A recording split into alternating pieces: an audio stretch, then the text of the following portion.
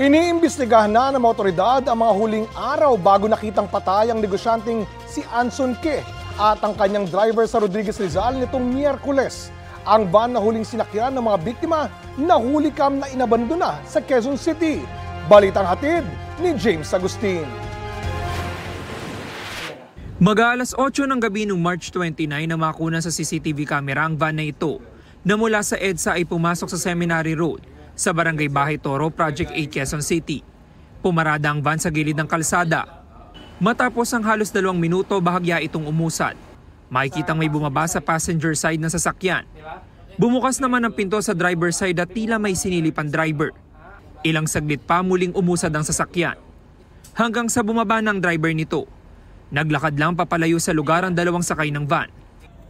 Inabandona ang van hanggang sa mai-report na ito sa pulisya umaga nitong Martes, April 8. Pinuntahan ito ng mga operatiba ng PNP Highway Patrol Group at pinoroseso ng SOCO. Ang van na pag-alamang ang huling sinakyan ng Chinese businessman na si Anson Ke o Anson Tan at kanyang driver na si Armani Pabilio. Huli sila nakitang buhay noong March 29 ng hapon habang paalis sa opisina ni Ke sa Valenzuela. Nitong Miyerkules ng umaga, April 9, bangkay na matagpuan ng 2 sa Sitio Odyongan sa Barangay Macabud, Rodriguez Rizal. Nakasilid ang mga bangkay sa mga nylon bag. Nakaduct tape ang mga mukha ng mga biktima at nakatali ang mga kamay patalikod.